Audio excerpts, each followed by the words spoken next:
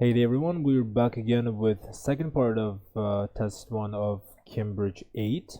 So for this time we're going to be discussing air traffic control in the US. So some sort of a service that is provided by ground-based air traffic controllers. So reading passage 2 is basically maybe argumentative, maybe opinion based, but pretty much I believe this is some sort of an opinion based because that shares some sort of an abstract idea about how airplanes are controlled, or like how licenses or pretty much people use airplanes for for the recreational purposes of, or different kinds of purposes similar to that. So okay, we have questions. We have list of headings, as you can see. We have a list of headings where we are required. So we have already number 10 answered for us, just in case we just have to eliminate that, so we don't have to get confused in the future. So matching headings, main ideas, and we have followed by a true false not given, which obviously something that we always have to expect from IELTS reading tests. They don't go anywhere without these kinds of questions, but sometimes even yes no given. All right, so let's begin. So we have, all right, disobeying FAA regulations, aviation disaster problems, action to coincidental developments, setting altitude zones, simplified view, controlling pilots' licenses, defining airspace categories, setting rules to weather conditions, and taking off safely. So the reason that I read right now, so pretty much my strategy is where I don't usually read the headings, the main ideas. So for this video purpose, I just took a look at these ideas. So anyways, main ideas. All right, so an accident that occurred in the skies over the Grand Canyon in 1956 resulted in the establishment of the Federal Aviation Administration, the FAA. So it occurred, an accident that occurred in the skies over the Grand Canyon and resulted. So pretty much an accident that occurred in the Grand Canyon in 1956, and just because of that, the establishment of FAA occurred. So to regulate and oversee the operation of aircraft in the skies over the United States, which were becoming quite congested. Meaning, congested means crowded, right? Full. The resulting structure. So the resulting structure of the resulting structure is talking about the structure that happened. That happened in the Grand Canyon, obviously the accident. The resulting structure of air traffic control has greatly increased the safety of flight. So it greatly increased the safety of flight in the United States, and similar air traffic control procedures are also in place over much of the rest of the world. So pretty much, what do we have? So we have accident, which is a synonym for us. We have an accident and we have a disaster. Aviation disaster prompts action. So prompts action. So because of the accident, FAA occurred. So they established. They established an Federal Aviation Administration Service, which is once again ground-based air traffic controllers. So yeah, pretty much paragraph 8 is number 2. Yeah, it's number 2. That's we're pretty much sure that it's number 2. So once again, and then paragraph B. We're not going to really pay attention to paragraph B, but although I would, because we have FFA. So number 20. Number 20. We remember that number 20. It said that.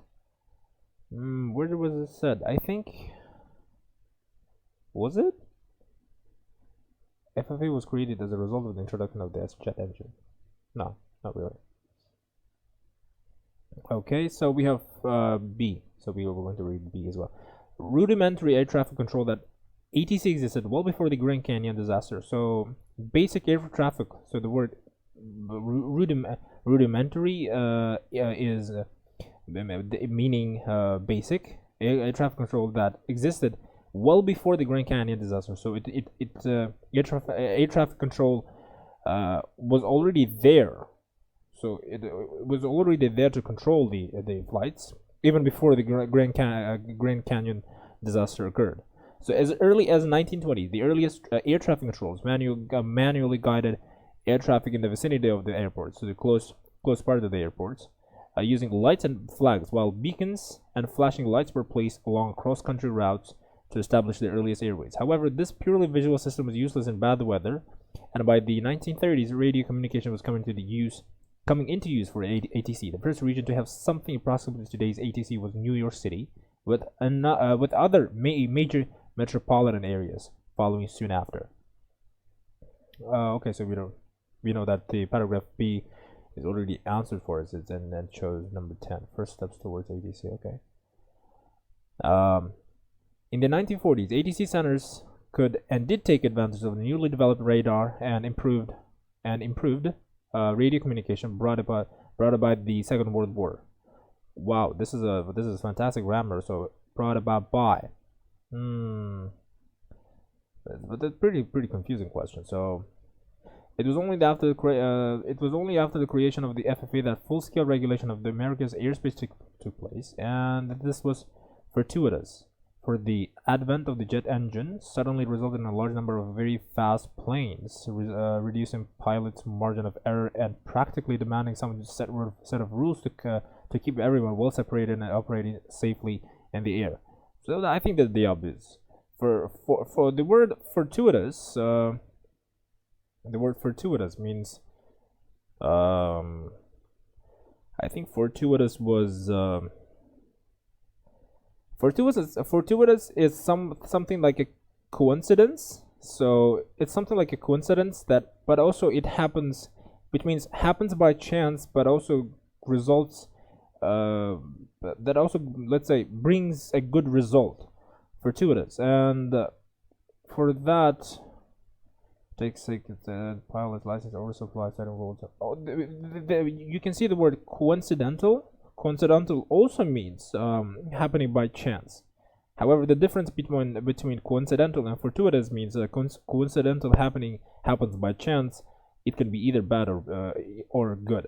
Whereas the word fortuitous is also happens by chance, but that brings a good result. So therefore, I think the paragraph C is number 3, fortuitous, synonym for that. So number 3, we're going to eliminate that as well from the list. Alright, so now paragraph D. Many people think that ATC consists of a row of controllers sitting in front of their radar screens at the nation's airports, telling arriving and departing air traffic what to do. This is a very incomplete part of the picture.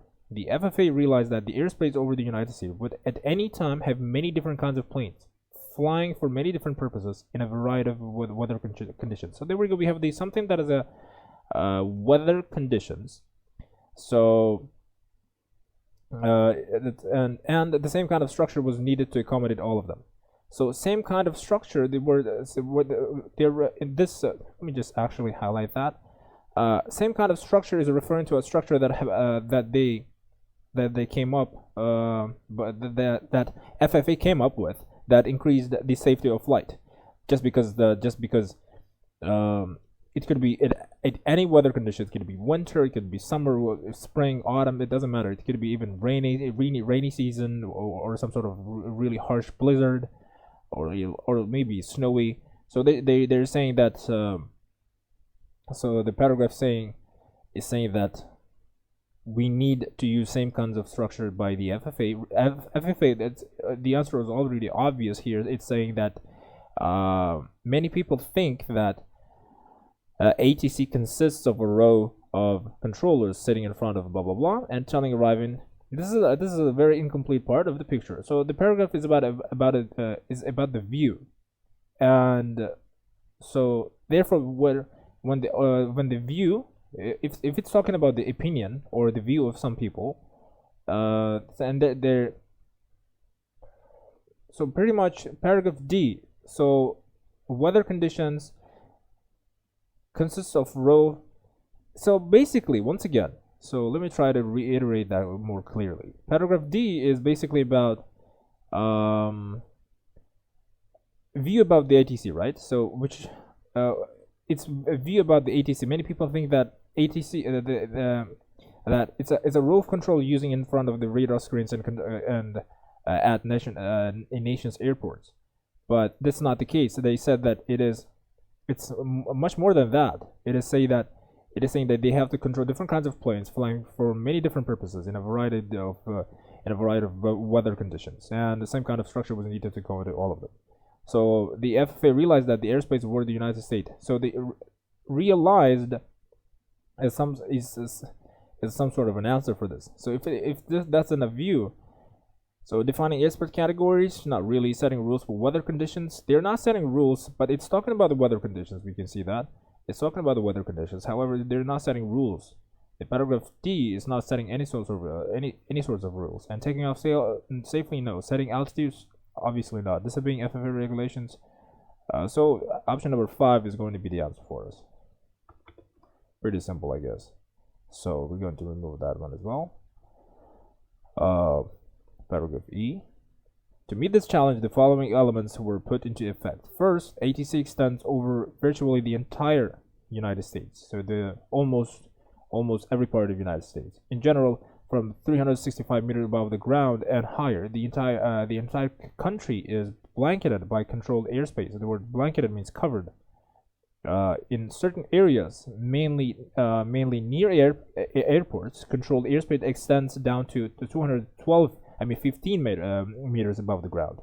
And in the immediate vicinity of an airport, so the immediate vicinity of an airport is a really good vocabulary for us. We can take it into consideration. Immediate vicinity means as some sort of a very close part or around the airport, all the way down to the surface. Okay, so controlled airspace is that airspace in which FFA regulations apply. Elsewhere, in uncontrolled airspace, pilots are bound by fewer regulations. So they're bound means they are likely to happen. So they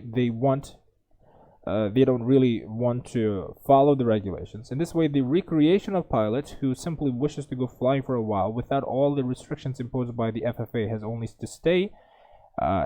to stay in an uncontrolled airspace below 365 meters, while the pilot who does want the protection afforded by the ATC can easily enter the controlled airspace. So basically those who are flying for recreational purposes, recreational pilots, they pretty much disobeyed FAA. I mean, like FAA. That would be a better way to say, I guess. So, but what I think here is but however they're disobeying. But the thing is that it's not. We remember here it said, where is that? So in general, from 365 meters above the ground and high, the entire country is blanketed by controlled airspace. In certain areas, mainly near airports, controlled airspace extends down to 250 meters above the ground. So in this way, the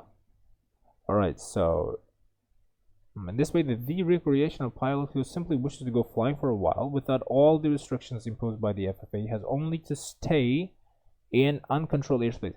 But no, they're not disobeying. I'm sorry for that. So they're not disobeying, but they just don't want to follow some of the restrictions that were imposed by the FAA, the what was that? Federal Aviation Administrations. Was it right? Yeah. So administration, yeah. So. And so they're pretty much, what are they doing? So 365 meters above the ground and higher. This is the first part. And so what are they saying? That is another 255 meters above the ground as well. So FAA is saying that FAA regulations apply. So they're saying that in an uncontrolled space below 365, and so in certain areas, mainly near airports, controlled airspace extends. So they're basically talking about the height of a plane that has to fly, that is allowed to fly. So basically, pilots' licenses defining airspace categories, setting altitude zones. Well, obviously, the correct heading for this paragraph is obviously setting altitude zones. So that would be pretty simple, I guess. So right, so we want to take number 4 away from that. So there we go. The FAA then recognized two types of operating environments. So then two types of operating environments. This is some sort of a word for us. Two types. All right. In good meteorology, what is that? Meteorological conditions. I'm sorry for that. This is really hard to pronounce that. Meteorological conditions. All right. I guess we have to practice pronouncing that a little bit quickly. Flying would be permitted under visual flight rules, VFR, which suggests a strong reliance on visual cues to maintain an acceptable level of safety. Poor visibility necessitated a set of instrumental flight rules, IFR. So poor visibility necessitated, under which the pilot relied on altitude and navigational information provided by the plane's instrument panel to fly safely. On a clear day, a pilot in controlled airspace can choose a VFR or IFR flight plan. Okay. And FAA regulations were devised in a way which accommodates both VFR and IFR operations in the same airspace. However, a pilot can only choose to fly IFR if they possess an instrument rating which is above and beyond the basic pilot's license that must also be held. All right, so there's the two types of environments. First one is in a good, so it's meteorological conditions. So synonym for weather conditions.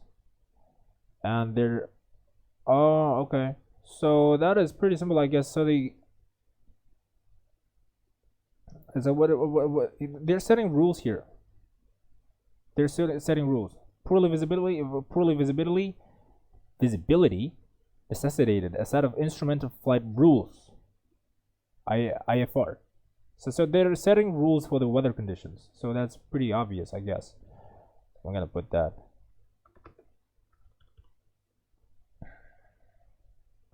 Okay, so what we left with? All right, so I forgot to eliminate the number 8. All right, let's go with the G as well. So we're left with G only. Okay, all right, so we have G pretty. For G, I would pretty much go through. Controlled airspace is divided into several different types, designated by letters of the alphabet. Uncontrolled space is designed at class F, while controlled airspace below to 5,490 meters above sea level and not in the vicinity of an airport is class E. All airspace above 5,490 meters is designated class A. The reason for the division of Class E and Class A airspace stems from the type of planes operating in them. Generally, Class E airspace is where one finds general aviation aircraft, which a few of which can climb above 5,490 meters anyway. In commercial turboprop aircraft, above 5,490 meters is the realm of the heavy jets, since jet engines operate more efficiently at higher altitudes. The difference between Class A, E, and A airspace is that in Class A, all operations are IFR, and pilots must be instrument rated, that is skilled, blah blah blah. All other types, Class D, Class B, govern the vicinity of airports. Those correspond roughly to small municipal, medium-sized metropolitan, and a major metropolitan aircraft, respectively, and encompass an increasingly rigorous set of regulations. For example, all AFR pilot has to do to enter Class C airspace to establish two-way radio contact with ATC. No explicit permission from ATC to enter is needed, although the pilot must continue to obey all regulations. The private pilot who cruises without permission into airspace risks along losing their license. So pretty much they're just talking about categories. I just think that controlling pilot's license, obviously not. They're not controlling. Defining airspace categories, yeah. Taking off safely, obviously not. I think they're without wasting time. We obviously know that it's the option number 6 here. Or no, not 6, but 7. Alright, so I'm going to take that. And now we're left with true, false, not given questions. The FAA was created as a result of the introduction of the jet engine.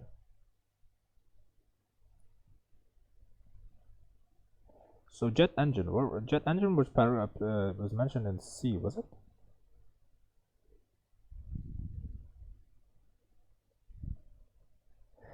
Okay, it was saying that it was only after the creation, of the FFA that full-scale regulation of the America's airspace took place, and that was fortuitous, for the advent of the jet engine suddenly resulted in a large number of very fast planes.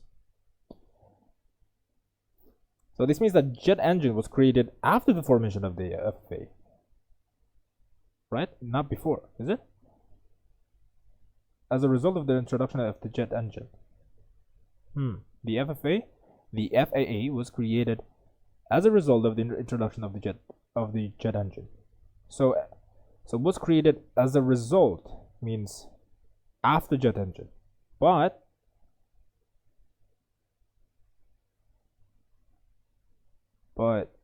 what it's saying here is that after the creation of FAA,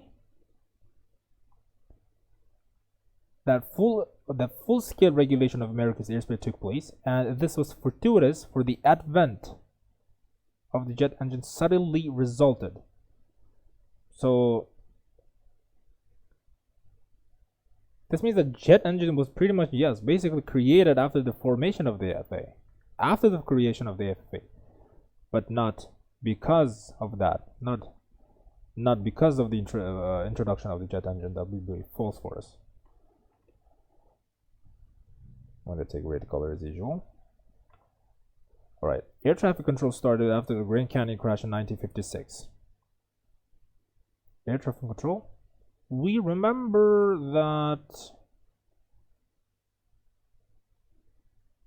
Is it true? Resultant in establishment. Alright. Beacons and flashing... no, I mean, air traffic started after the... Rudimentary air traffic control started. It is air traffic, but here it's an FAA. It's pretty hard. It's a really annoying word. That way. Air traffic control that existed well before the Grand Canyon. So it was way before. Well before. There's another obvious answer. So it's another false for us. Okay, we gotta take that as well. Beacons and flashing lights are still used by ATC today. We remember beacons. Where were the beacons? I read it somewhere. Oh, there we go. We have beacons. We had beacons and flashing lights. So, what is it saying here?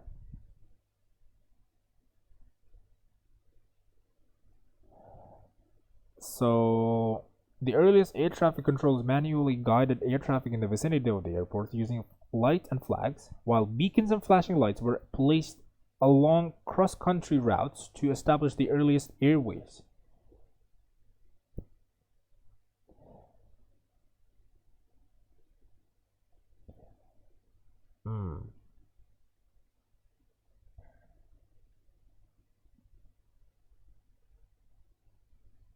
So beacons and flashing lights were purely visual system was useless in bad weather, and by 1930 radio communication was coming into use for ATC.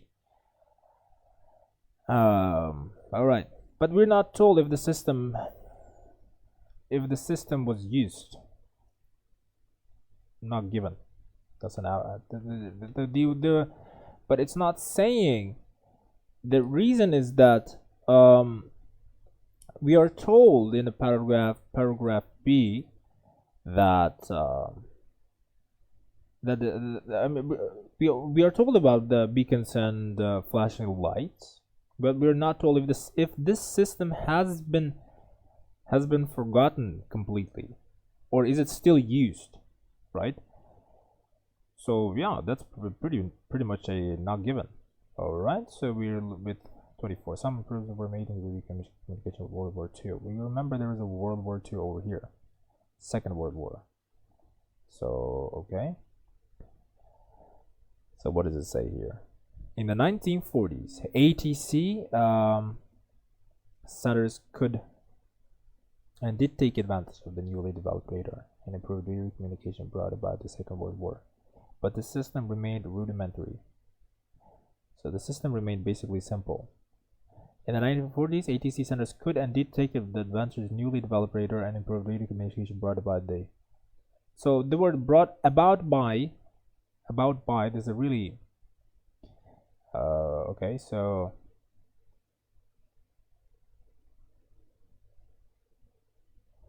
yeah, so we're about during World War II.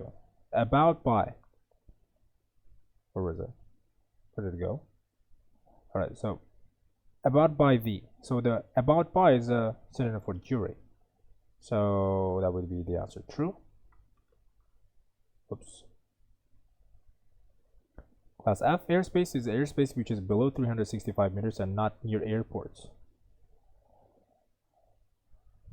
Class F was mentioned here. We have class F once. Let's skim that real quickly. We have class F and it's saying what? Class F airspace is airspace which is below 365 meters and not near airports. Uncontrolled airspace is it's designated class F. So uncontrolled space and uncontrolled space. So they're bound by fewer regulations. In this way, the recreational pilot who simply wishes to go flying for a while, without all the restrictions imposed by the FAA, has only to stay in an uncontrolled airspace below 365 meters. Yeah, the answer is obvious. So what it's saying that uncontrolled space is designated class F, and an uncontrolled airspace is also a part of where it says elsewhere. In uncontrolled airspace, pilots are bound by few regulations, and it's saying that they have to fly below 365 meters, which is true, and not near airports.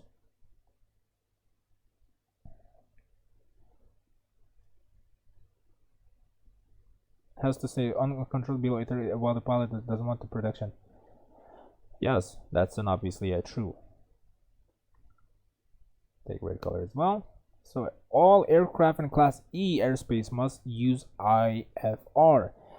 But I remember there was a word about the difference. The difference between class E and A airspace is that in class A, all operations are IFR.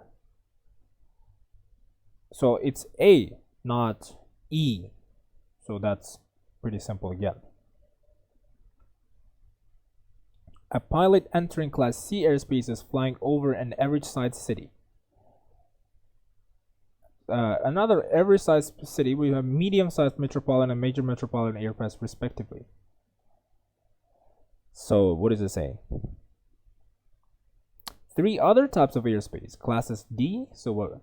C, okay, we have classes D, C, and B, govern the vicinity of airports. These correspond roughly to small municipal, medium-sized metropolitan and major metropolitan airports respectively, and encompass an increasingly rigorous set of regulations. So this means that class C corresponds to medium-sized metropolitan airports. So city, once again, we're talking about city, metropolitan, and obviously average size is medium-sized. The answer is true. So I guess this true false not given somehow was the easiest among in comparison to those we have done before. So there we go, guys. So we finished passage 2. It was pretty simple, I guess. It was about air traffic control. It's air traffic control, Federal Aviation Administration. So pretty simple, but also really interesting words like rudimentary, fortuitous, and also like congested. I remember was there, blanketed, immediate vicinity, right? So also bound. Really interesting vocabularies because we found here. So which is also a recreational pilot. We can say recreational, so which means recreational means like for the purposes of having fun, when the person is not pretty much working. Also like coincidental, which is a synonym for fortuitous and stuff like that. So there you go, guys. We finished passage 2. If you have any questions, please leave them in the comment section below. If you found it really helpful, and if you think that this video walkthrough kind of affected you, and obviously assisted you in how to navigate yourself through the answers, please leave a like and subscribe if you haven't. Thank you very much for watching, guys, and have a wonderful time.